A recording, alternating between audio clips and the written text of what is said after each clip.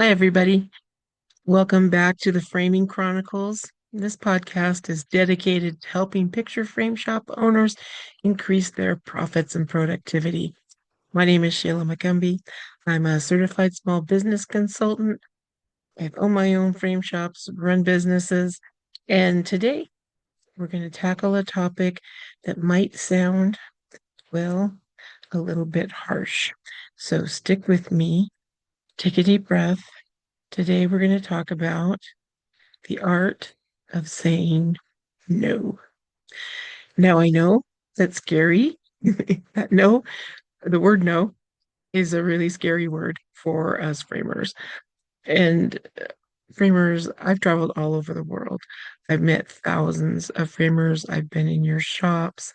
And honestly, I like every single one of you. And some of you I even love. And because framers, we're just nice people. We're creative. We're we're kind. We're giving. We're really dedicated to make our customers' artwork look amazing. And saying no is just really, really hard for us, mostly because we're kind of people pleasers, myself included. Now, saying no to a client may sound a little counterintuitive. As business owners, we're always told, say yes to everything, every opportunity. And the customer is always right, right? Except, let me just set something straight right here and now. That quote is often taken out of context. Harry Selfridge, who was a very famous businessman right around the early 1900s, he invented the retail store. He invented sales. He invented Christmas sales. So blame Black Friday on Harry Selfridge. And his store is still in London. So he's a famous guy, super famous businessman, and he said the customer is always right in matters of taste. And that I think really does apply to us as framers. There are many a time I have been at my design counter and we do this beautiful, tasteful, lovely design that's within our customer's budget.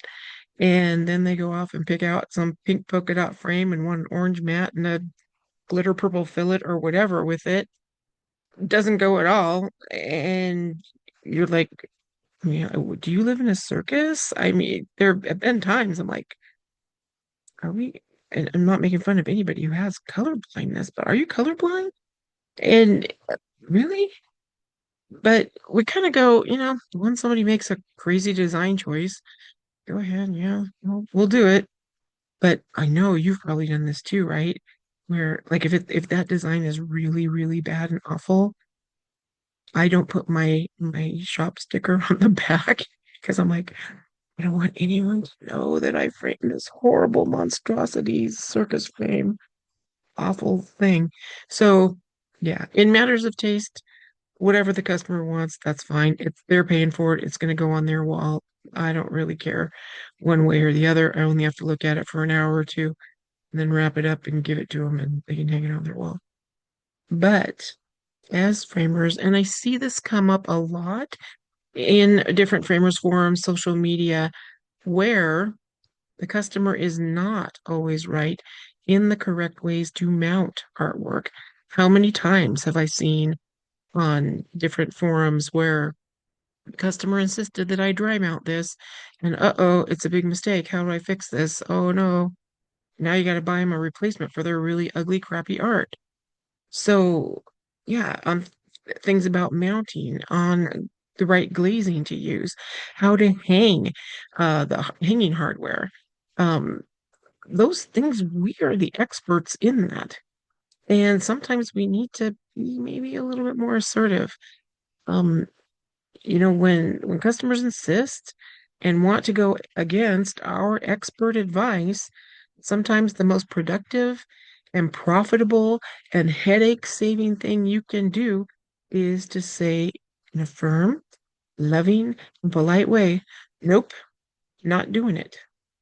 Now, we've all had those, oddly shaped canvases that are uh, like a trapezoid when they're like, I stretched this myself. And or that 100 window multi-opening mat that they want you to cut. And they're all different sizes, of course. And they want to fit that in like a 16 by 20. And they're like, what do you mean you can't do it? So we all have those things. Oh, wedding dresses. Yeah. You may do that once in your career and never do it again. Now, maybe there's somebody out there that really loves doing wedding dresses. I, for one, do not. Now, my shop was right next door to a thrift store. So I'd have people bring in all these old school, just horrible thrift store frames in terrible shape.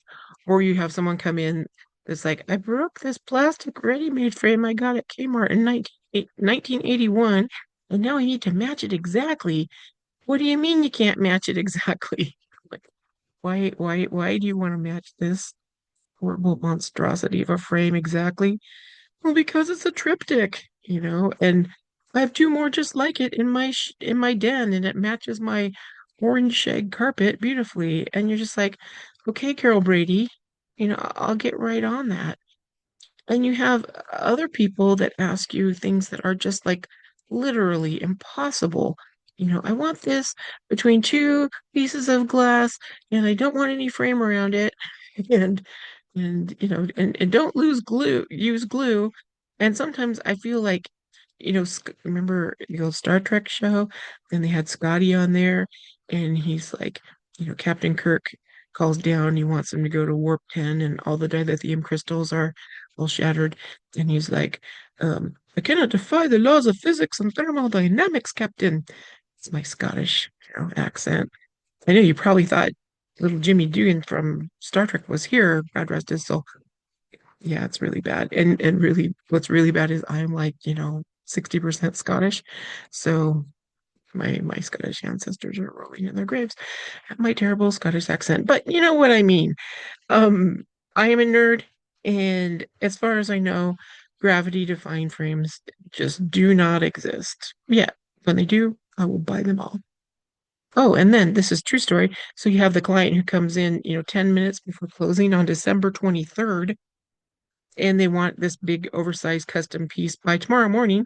And you're like, dude, sir, come here. I want to show him my back room. Like, do you see a magical forest or Santa's elves back here? Because you're asking for a Christmas miracle and it just ain't going to happen. Do you think I can just chop down the trees and have the elves put them together? No, it's not going to happen. And then these are always the ones that are like, you're ruining my Christmas. My Christmas is going to be ruined because of you. And I'm like, dude, would you like a gift certificate? No, my Christmas is ruined. So, yeah, right. I'm ruining your Christmas. And so I think on some of those people, there are moments, you have difficult customers, people who have completely unrealistic expectations. Those are the moments when learning to gracefully decline, it really is a superpower, and it's hard to do. I get it. I'm just as guilty as anyone else of taking on things I probably shouldn't have taken on.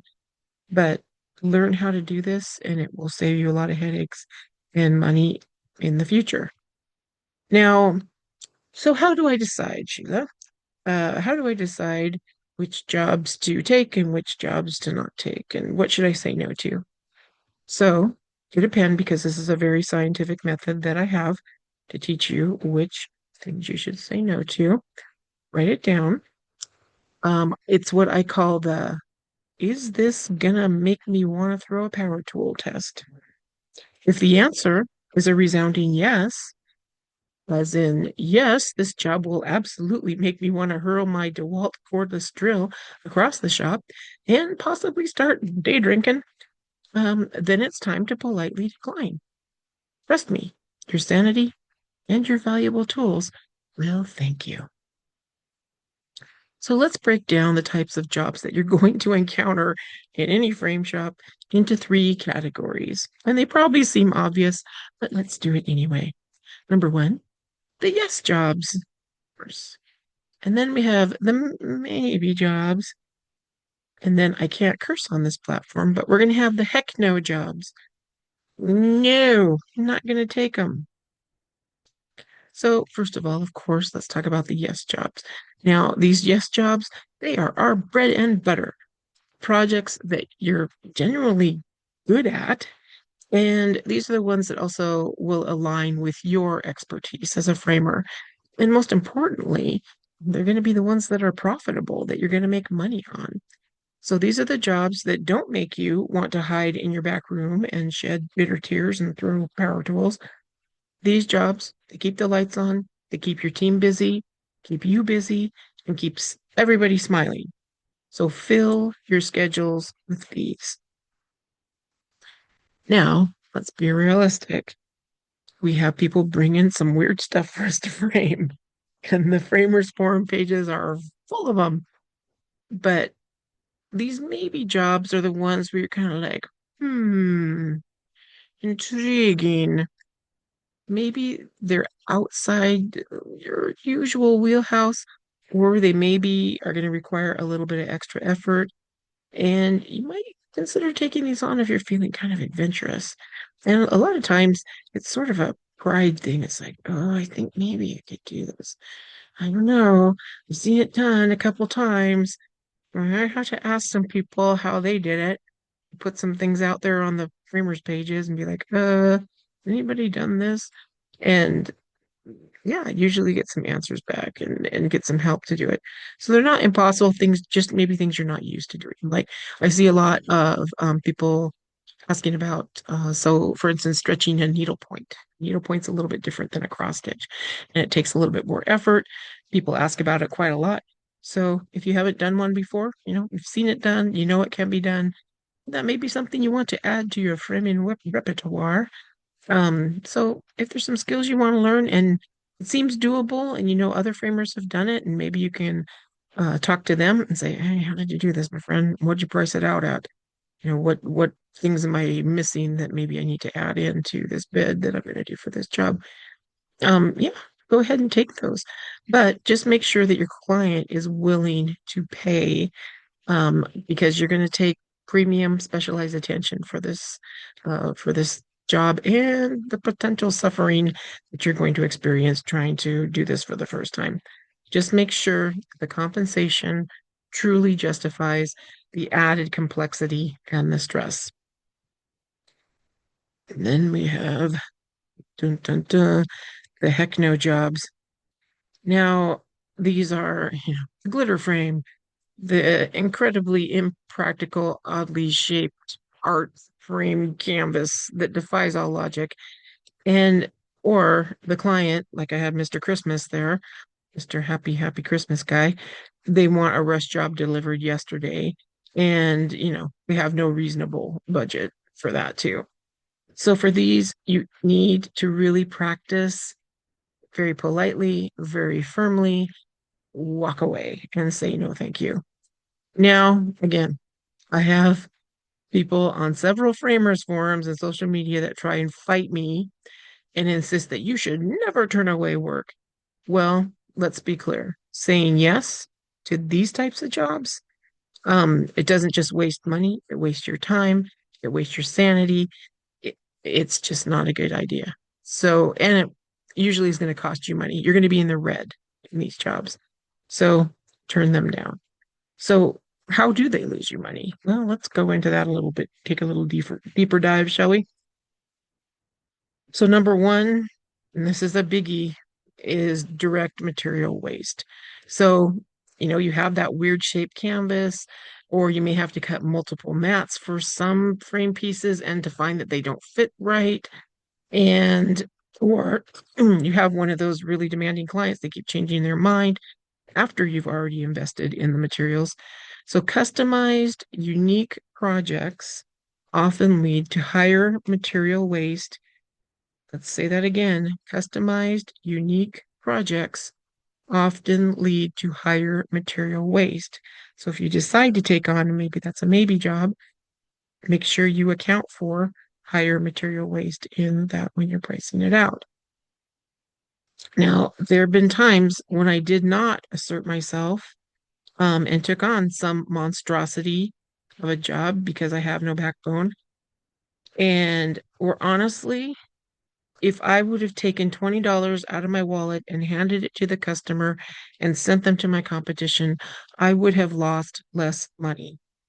So don't do that. Don't take those jobs or price them really, really, really, really high. The other thing, those heck no jobs, they're a labor sinkhole. So difficult, unusual, poorly defined projects typically require significantly more labor hours than you initially estimate. So every extra hour spent trying to figure out how to frame this glitter monstrosity or wrestling with a wonky canvas is an hour that you're not spending on one of those profitable yes jobs. And your calendar is getting stacked with more of these yucky jobs, and you're not really making money on them. So you are paying your staff to struggle. Why would you do that? And often that payment that you're paying that your staff is way below your standard hourly profit margin. And I'm going to talk in a minute, we're going to do the math and I'll show you how to calculate your hourly profit margin because that's a good number to know and a good way to price things out when you're trying to decide whether or not you should take a job. The other thing is opportunity costs. So this is a big one. When your limited shop resources, remember time is a finite resource. You have tools, your framers are all tied up and filling your calendar with these heck no jobs. You're missing out on the opportunity to take on the more profitable yes jobs. Those yes jobs could be coming in your door and you have to turn them away because your calendar's totally booked up with these janky, horrible things that you have to do.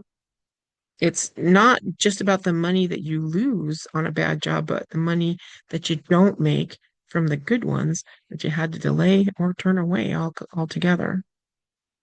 Another thing we don't really consider when we do some of these weirder things and unusual, demanding heck no jobs, often we're pushing our tools beyond their intended use or forcing them to work with unusual materials that can lead to accelerated wear and tear and even outright breakage.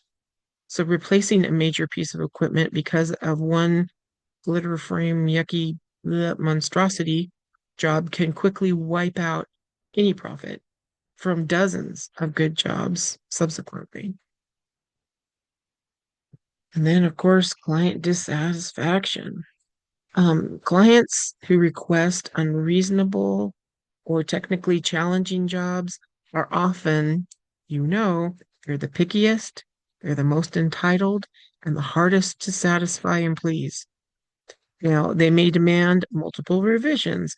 And then after you spend all this time doing the final product, they complain about it and say it's not up to, it wasn't their vision, even though you did exactly what they asked you to do. And worst case, they initiate a chargeback if they're unhappy. And resolving those disputes takes more time and can lead to more financial losses. And lastly, your staff morale. If you're, I've had team members, I mean, that procrastinate doing a yucky job, a heck no job, just because they're like, I don't even know what to do. I don't know where to start. This is horrible. This job is sucking my soul. And I've had those jobs too, where you're like, I have no more will to do this anymore.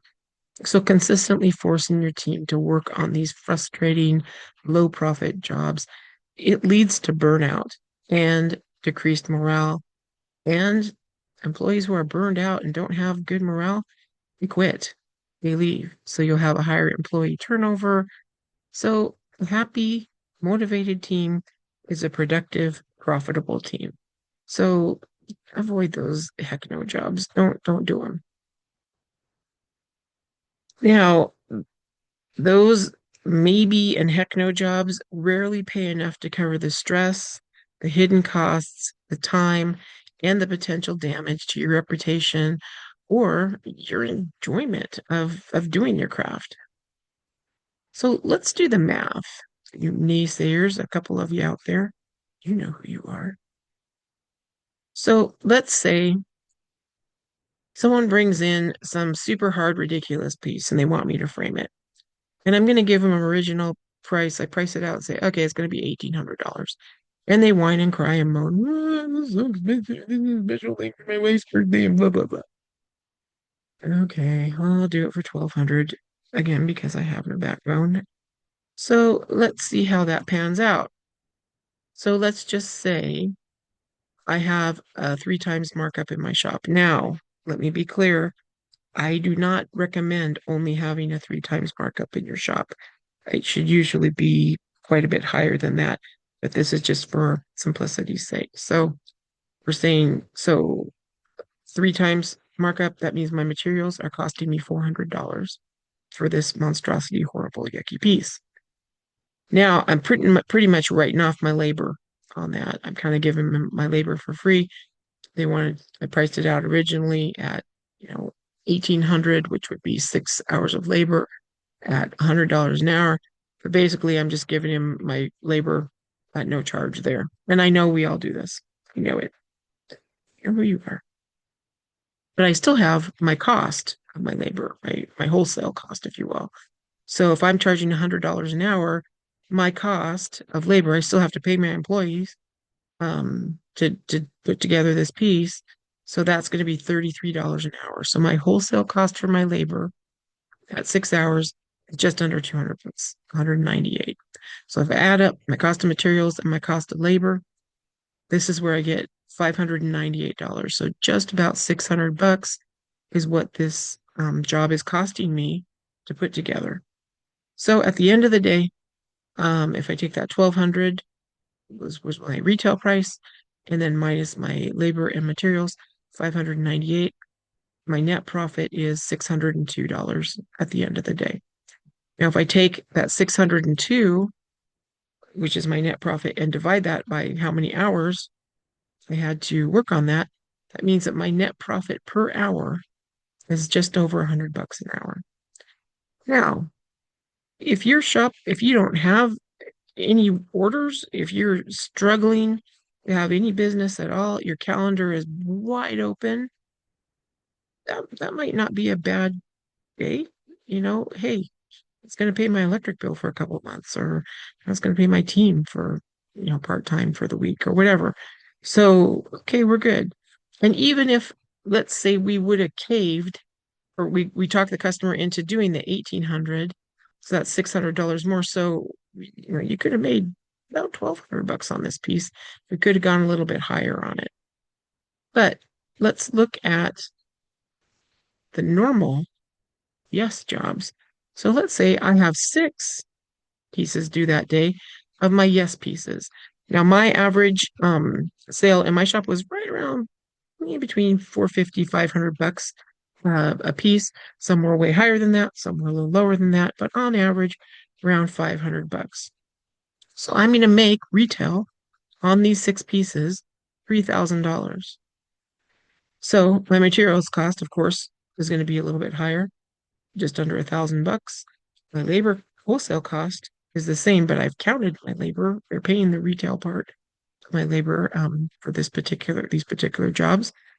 So that subtotal 996 plus 198 is just under 1,200 bucks. So that's my cost. But 1,200 from 3,000 means that I just made 1,800 in the exact same amount of time. So which would you rather make? 600 or 1,800 in 6 hours? This is a substantial amount more. And even if I would have been able to collect 1,800 from this one job, that's still 1,200 versus 1,800. And you've made 6 people happy versus one person happy. This is pretty much taken up, this one piece has pretty much taken up your entire calendar for that day. So that's where I say these yes pieces are definitely more profitable. Your net profit per hour is way higher. And that's where it's a good idea that can help you kind of figure out what to charge on some of those trickier pieces. Say, hey, I want to make a net profit per hour, 300 bucks on this. Let's make sure that we're getting our labor charges in there. And if they have a super hard, ridiculous piece and they're saying, oh no, it's too high, that's when you say no. No, you're going to pay the price, my friend. And so, really, to get this kind of equal, this should have been closer to $2,000 for this one piece. So, think about that when you're pricing these things out. You have a certain amount of money that you need to make your shop profitable. You have your break-even point, and then everything above that should be pure profit coming in. And if you're doing these less profitable pieces, you're definitely losing money. So the ultimate goal when you're pricing things out for any piece is to strategically fill your schedule with predominantly yes jobs. They ensure consistent cash flow, they contribute to a positive work environment, and they leave you with time and energy for those truly creative framing projects, the maybe ones that ignite your passion. Now, Otto von Bismarck, who was the first German chancellor, he helped unite Germany back again at the turn of the 20th century. I love this quote from him, and he says, only a fool learns from his own mistakes. A wise man learns from the mistakes of others. No, I know I go on these podcasts, and I never want ever to have the perception that I think I'm Little Miss Know-It-All and can't be wrong. I am not. Most of the things I've learned have been by messing it up. It's kind of like being a parent. When I talk to the kids, I'm like, I'm not trying to tell you these things because I know it, because I'm all wise and all knowing. I'm trying to tell you not to do these things because I've either done them and regretted it, or I know people who have done it and regretted it. So I'm not trying to boss you around or tell you what to do. And I feel the same way about my consulting practice. I don't want anyone to think that I think I'm the be all end all know everything. I know a lot. I've taken classes and I've been certified, and I've got 40 years of experience of running businesses under my belt. But so I'm telling you, I've taken on way more of those heck no jobs than I probably ever should have in my career. So learn from me, learn from my mistakes. Go ahead and say no to them. Don't take them on. It's perfectly acceptable to just politely say, you know what, I just don't have the tools or the time right now to do this piece. Thank you very much for bringing it in. I would love to send you to my competition. They probably have the time and the means to do that for you. And why wouldn't you want to have a more money losing type proposition? Let them waste your competition's time and money. So it's perfectly acceptable to say no. Now, if you need help doing this and figuring out, well, what is my net profit per hour, or how do I even figure that out, or anything, how do I figure out my break-even point? That's where I can help you out. Those things I do know how to do, and I'm pretty good at it. So, and remember that I give any new client an hour worth of consulting time. So all you gotta do, go to my website, my strategies for the number four success.com. Scheduling app is right on there. You just click on that, schedule a time with me, and I'm happy to sit down with you for an hour. It's not a timeshare presentation.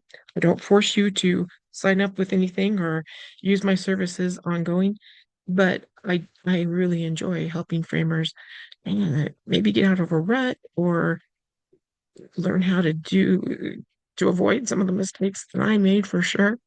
So don't be shy about, you can give me a call. My phone number is right there as well, or you can email me directly. And yeah, I'm happy to help anybody out. So let me know what has been your most memorable heck no job. Those are always fun to read on social media and famous pages. Share your stories with me. And like I said, go ahead. It's all right. Practice. Take a deep breath. Say, okay, you did it. Yay. It's all right to turn people away if they're going to lose your money. That's not why you're in business.